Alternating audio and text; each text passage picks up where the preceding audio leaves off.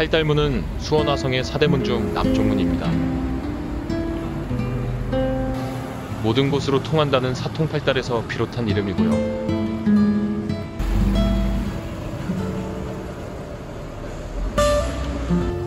축성 당시 모습을 그대로 간직하고 있어 보물 제402호로 지정되었습니다.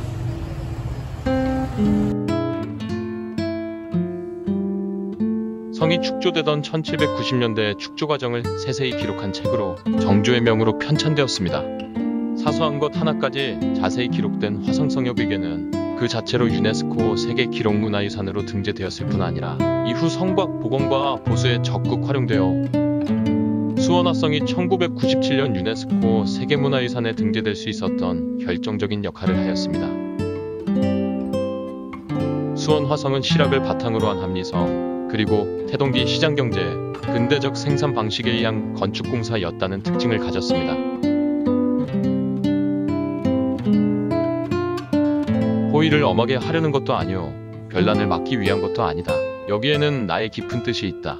장차 내 뜻이 성취되는 날이 올 것이다.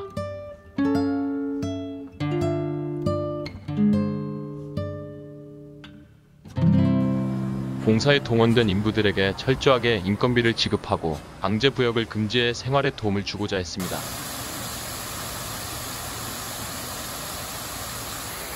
수문 위에는 적들의 침입을 방어하기 위한 포사가 있습니다.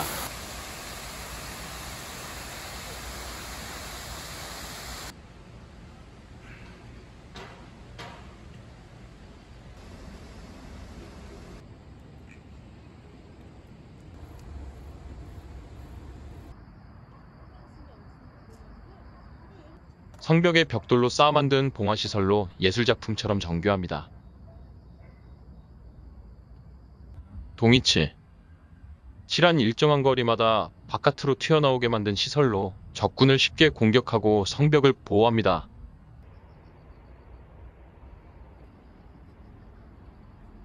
포로는 화포를 갖춘 치입니다. 적을 위아래에서 동시에 공격할 수 있게 만들었습니다. 아래서 올려다본 성벽입니다.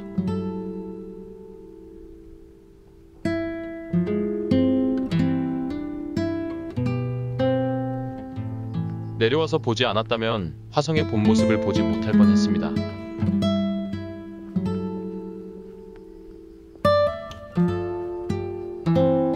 성벽 위에서 본 모습과는 전혀 다르게 느껴집니다. 웅장하다 해야 할까요? 아름답다 해야 할까요?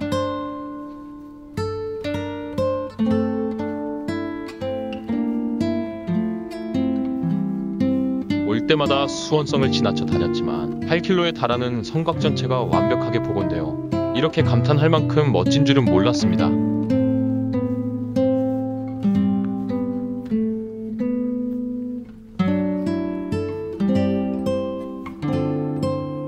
더욱더 놀라운 것은 정조의 어록들입니다.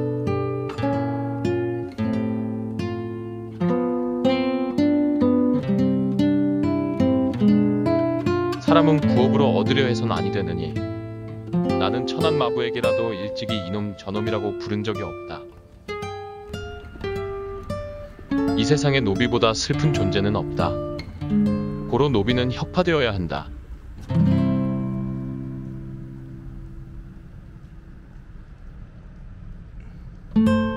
불쌍한 저 고할 데 없는 백성이 원한을 품고 분주히 와서 호소하는 것이니 저들은 실로 죄가 없다. 그렇게 만든 자들이 죄인이다.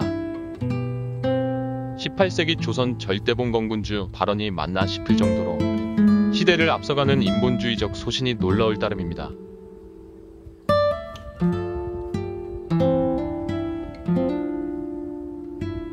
화성의 동쪽 문인 창룡문입니다. 수원 화성이 성곽과 사대문은 모두 개방되어 걷거나 들어가 볼 수 있어서 좋습니다.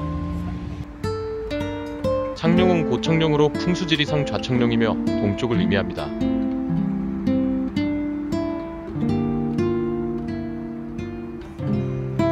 옹성을 반달 모양으로 쌓았는데 한쪽을 열어놓았습니다.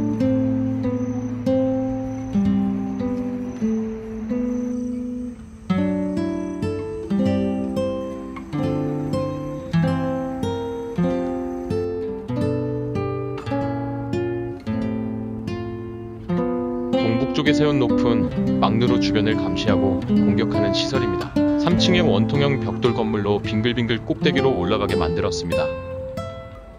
연무대는 무예를 수련하고 군사훈련을 지휘하던 곳입니다. 사방이 트여 동쪽에서 성안을 살펴보기에 가장 좋은 곳입니다.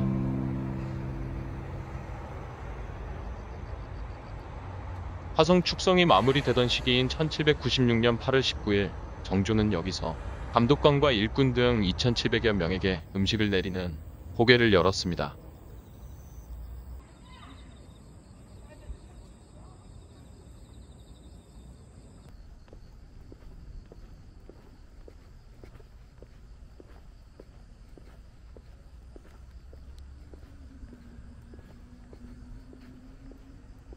동쪽에 낸 비상 출입문으로 적이 모르게 출입하고 군수품을 조달하던 깊고 흠이진 문을 가리킵니다.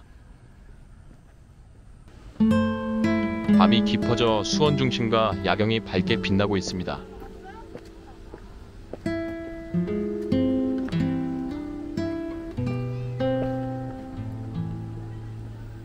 저기 앞에 보이는 정각이 동북강로 방화수리정입니다. 군사시설이 많나요? 제가 본 정각 중에 가장 아름답습니다.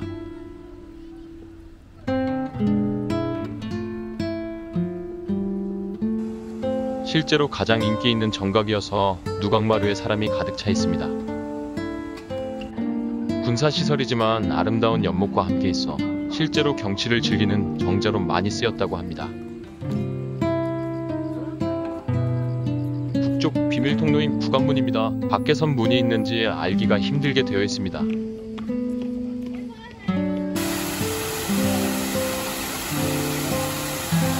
화성을 남북으로 가로지르는 수원 천수문 중 북쪽 수문입니다. 시원한 물소리와 어우러진 정각이 아름답습니다.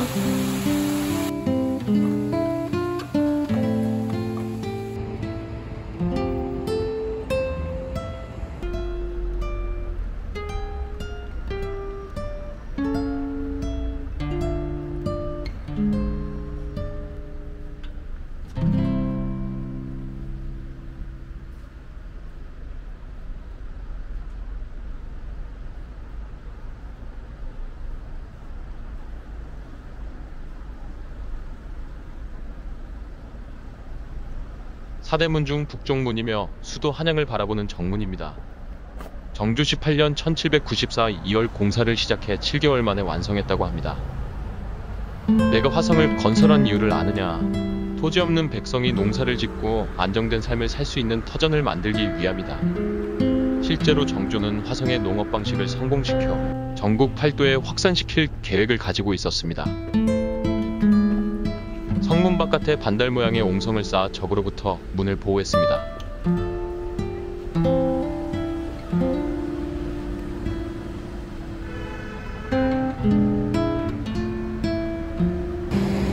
정조는 양반 사대부 중심 조선사회를 백성이 주인인 평화롭고 평등한 사회로 바꾸려는 근대적 꿈을 가졌습니다. 이를 위해 정조는 백성들의 지지를 기반으로 양반 사대부 중심 기득권을 압박하며 변화를 추진했습니다. 보란듯 생보 사도세자의 묘를 참배하기 위해 화성을 찾아 마침 건설 중이었던 화성의 위용을 대내외에 과시했는데 강화된 왕권으로 반대파를 압박하는 정치적 세라모니 성격이 강했습니다. 행차 중 백성으로부터 민원을 듣는 격쟁을 실시하여 노론으로부터 답스럽다라는 공격을 받았지만 창경궁으로 황궁한 저녁에 제일 먼저 이수백 건의 민원을 논의하고 처리 방안을 강구했다고 하니 격쟁을 얼마나 중요하게 여겼는지 짐작할 수 있습니다. 당연하게도 노론은 정조의 개혁을 결사적 제지했고 갈등은 극에 달해갔습니다. 신들은 죽으면 죽었지 금명을 받들지 못하겠습니다. 하지만 군권을 강화한 정조도 더 이상 물러서지 않았습니다. 오늘 하교는 참다 하는 것 마음을 굳게 먹으라. 사도세자 죽음에 책임 있는 자들에게 책임을 묻고 개혁 정치에 반대하는 노론 세력들을 척결하겠다. 정조 24년 1800년 5월 30일 정조의 최후 통첩으로 노론과의 갈등이 극에 달하던 1800년 6월 정조는 허망하게도 급작스럽게 세상을 뜹니다. 정조가 갑자기 죽지 않고 그의 개혁이 조금 더 오래 지속되었더라면 노비제가 폐지되고 상업이 발전하여 조선은 분명 근대사회로 발전해서 동아시아 강국으로 19세기를 맞았을 것 같아 무척 안타깝습니다.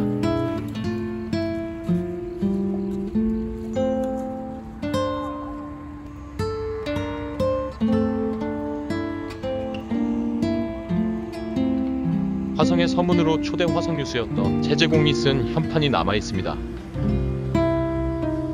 밤이 깊어 팔달산 서장대는 가지 못했습니다. 정조가 현판을 직접 썼다고 하니 여러분은 꼭 한번 올라가 보시기 바랍니다.